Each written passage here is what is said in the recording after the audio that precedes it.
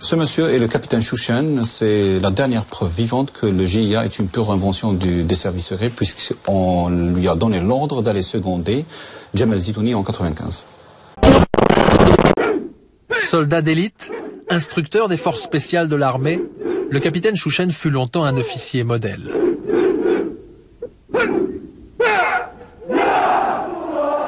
Mais dans les années 90, comme beaucoup de jeunes Algériens, il devient sympathisant du fils. En janvier 92, les islamistes gagnent les élections, mais l'armée interrompt le processus électoral.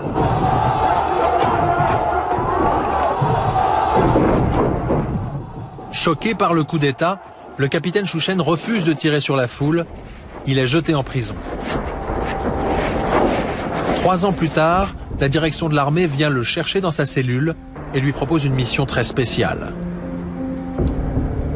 Au cours de notre enquête, nous l'avons retrouvé dans le nord de l'Angleterre. Pour la première fois devant une caméra, il a accepté de nous raconter ce qui lui était arrivé. Il m'a amené au centre de torture de Ben Aknoun. Et là, le général Kamal Abdelrahman est venu me voir. Et il m'a proposé de travailler avec lui. Le colonel Tartag était avec lui. Premièrement, au début, ils m'ont proposé de liquider les chefs des fils qui avaient pris le maquis. Je leur ai dit que je croyais que vous allez me proposer de liquider Zitouni ou les gens qui ont reconnu les crimes contre les enfants, les femmes et ainsi de suite. Là, Bachir Tartag était énervé, il m'a dit laisse Zitouni tranquille, c'est notre homme et c'est avec lui que tu vas travailler. Le colonel Bachir Tartag et le général Abdelrahman, 2 des plus hauts responsables des services secrets algériens qui ont refusé notre demande d'interview, auraient donc ordonné au capitaine Chouchen d'encadrer Jamal Zitouni. C'est mettre l'un des meilleurs instructeurs de l'armée au service du chef du GIA. Là, je savais que si j'hésite, je ne sortirai pas du bureau. Et c'est pour ça que j'ai dit, bon, je vais essayer de le contacter. Je vais essayer de le contacter à ma façon. Ils m'ont dit, non, on va arranger ta rencontre avec lui. Chouchen accepte, il cherche à gagner du temps. Quelques semaines plus tard, l'armée lui fixe effectivement un rendez-vous dans un hôtel d'Alger.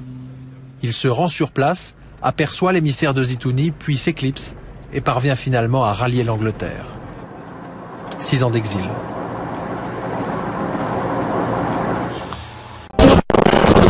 Protégé par l'armée, Zitouni va prendre la tête des GIA en octobre 1994.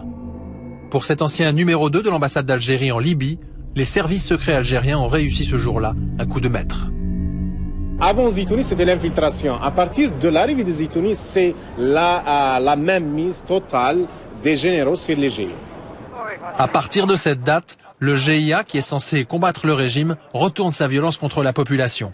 Les Algériens ne comprennent plus ce qui se passe. Vous ne pouvez pas expliquer pourquoi on tue une religieuse de 95 ans. Vous ne pouvez pas comprendre pourquoi on met dans le goudron un bébé de 4 ans, de 2 ans. Vous ne pouvez pas, en tant que musulman, en tant qu'un être humain, je dirais en tant qu'individu tout simplement, comprendre pourquoi on éventre une femme enceinte. C'est de la barbarie pure. Il n'y a pas autre chose.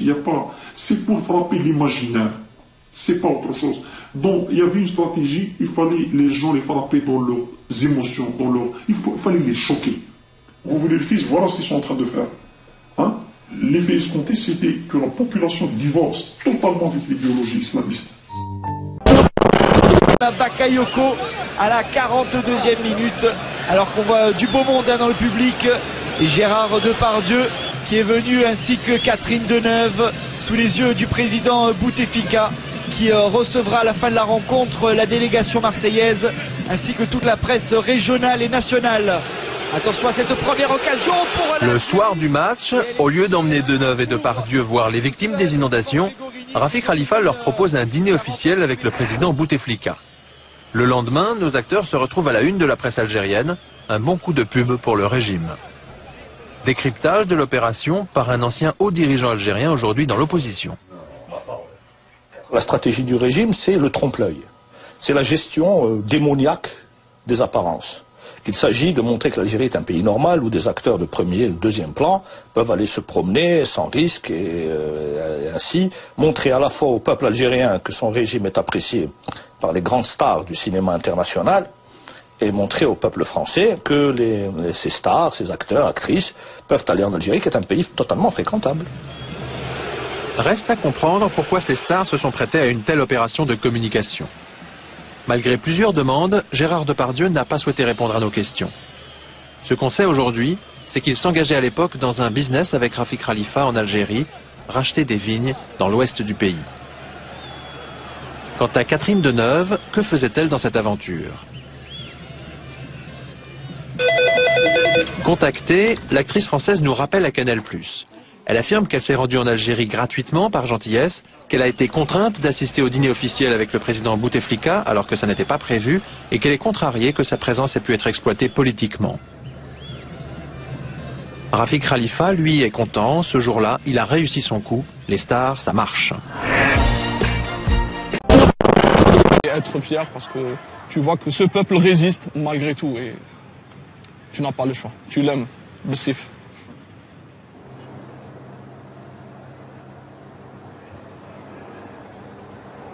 Pour moi, le Hirak n'est pas encore une révolution. Ça n'a pas encore changé les paradigmes des choses. Ça n'a pas encore changé le système. Ça n'a pas encore ébranlé le noyau dur du fonctionnement du système algérien, qui est la primauté du militaire sur le politique. Après la démission de Boutef, le vernis de la démocratie a craqué et on a vu qui dirigeait le pays réellement. C'était la junte militaire. Cet homme est le chef d'état-major des armées, le général Ahmed Gaïd Salah. Soutien d'effectifs de Bouteflika, il a fini par le pousser à la démission. Il s'est imposé comme l'homme fort du pays, en s'affichant comme le protecteur de la nation et de la Constitution. Boutef, il a été placé par les militaires. Zarouel, c'était un militaire. Boumediene, c'était un militaire. Ça a toujours été les militaires. Et ça n'a plus lieu d'être. Rugby de Bègle, la ville de Noël Mamère, que Khalifa investit. Depuis, pour les grandes occasions, il fait survoler la ville par sa patrouille de chasse privée. Mais fin septembre, invité à un match en présence de Rafik Khalifa, Noël Mamère refuse de s'y rendre et prend publiquement ses distances à l'égard du milliardaire algérien. Il y a un monsieur qui est proche du régime algérien, que j'ai toujours condamné pour ses tortures, pour la manière dont il traite les Kabyles et ses minorités, pour cette participation active comme celle du général Nézar à des tueries. Et cet homme, qui est un très riche Algérien, est un des soutiens de ce régime. Parmi les piliers du club, Gérard Depardieu, l'associé de Rafik Khalifa. Quand Mamère attaque le milliardaire, c'est l'acteur qui répond. Je pense que Bègle, il leur manque 5-6 matchs ensemble pour avoir, mais ils ont une équipe très forte. C'est dommage qu'ils aient un maire aussi con, mais enfin il y a des bons présidents, parce que c'est un maire raciste comme ça qui parle en 2002 de choses pareilles, enfin bref. Il a peut-être chié dans son froc en velours. Sur le coup, je suis tombé de l'armoire de voir qu'il pouvait faire preuve de tant d'excès. Je ne connais pas Depardieu, je ne l'ai jamais rencontré, il ne m'a jamais vu. Donc je trouve que l'excès de Depardieu correspond bien à ce qu'il est dans les affaires. C'est quand même un garçon qui n'hésite pas à aller soutenir un nationaliste dangereux qui s'appelle Monsieur Messiar en Slovaquie, qui n'hésite pas à serrer la main de Fidel Castro, qu'il appelle mon ami Depardieu, et à investir dans le pays de ce qui est quand même un dictateur, et qui maintenant vient s'acoquiner avec Monsieur Khalifa et avec les généraux. Parce que le lendemain du match, c'est pas moi qui le dis, c'est le journal El Watan. Depardieu a pris un avion de Khalifa Airways, est allé à Tlemcen pour visiter les nouveaux vignobles qu'il avait achetés. Je vous rappelle que ces vignobles, il peut les acheter, mais l'État algérien a 40% des intérêts. Et le journaliste d'El Watan raconte que Depardieu a demandé à ses amis de le rejoindre sur la photo avec cette déclaration qui en dit long sur son sens de la philanthropie. Venez les gars, il y a du pognon à prendre. Si c'est ça la philosophie de Gérard Depardieu, c'est la sienne, mais c'est pas la mienne. Quelques jours après cet incident, Khalifa TV s'en prend à son tour aux députés français. L'actualité, disons-le, pour aujourd'hui, puisque vous aurez remarqué que depuis pratiquement 15 jours, le plus grand escroc, et je le dis et je l'assume, de la politique en France, il a pour nom, on va le citer, Noël Mamère. Charlot notoire, je suis désolé d'employer le terme Charlot parce que Charlie Chaplin, lui, c'était un grand monsieur. Pour tenter d'évaluer l'indépendance de la rédaction à l'égard d'Alger, nous avons regardé comment elle réagissait en cas d'événement embarrassant pour le régime. Premier exemple, le 23 décembre dernier. À la une du quotidien Libération, le témoignage d'un ancien officier de la sécurité militaire qui affirme que les moines de Tibérine, assassinés en Algérie en 1996, avaient été enlevés sur ordre d'Alger. Le soir, la plupart des JT français prennent le scoop au sérieux, mais pas Khalifa TV qui décide de ne pas évoquer l'affaire à l'antenne. Deuxième exemple, le 12 janvier dernier. Pour la deuxième fois en une semaine, des opposants algériens manifestent à Paris.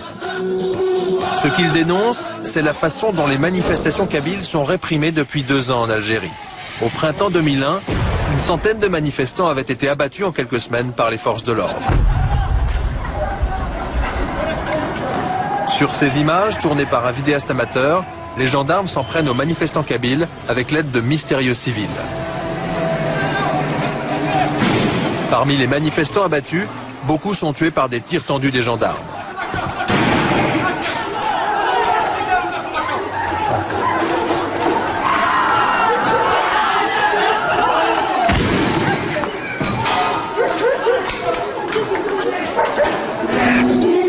Ce jour-là, à Paris, les manifestants réclament la libération de leurs frères en grève de la faim dans les prisons algériennes.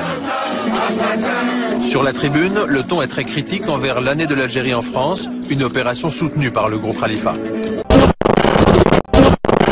Zitouni et ses lieutenants font le travail, puis des communiqués portant le tampon du GIA sont publiés à Londres.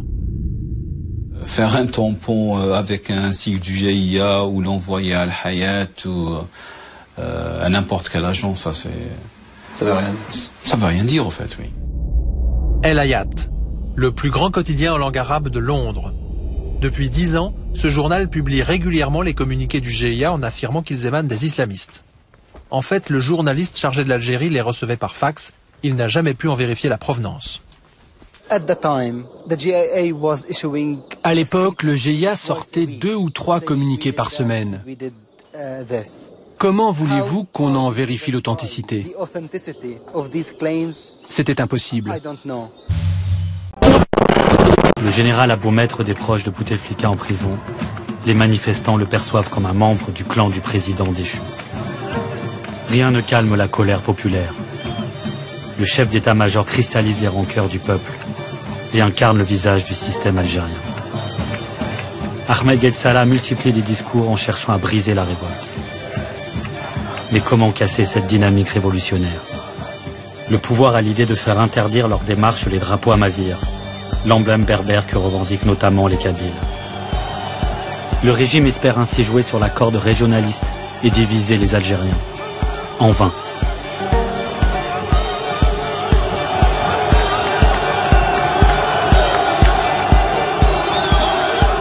La police se met à arrêter des dizaines de jeunes pour atteinte à l'unité nationale, uniquement parce qu'ils ont osé brandir le symbole berbère.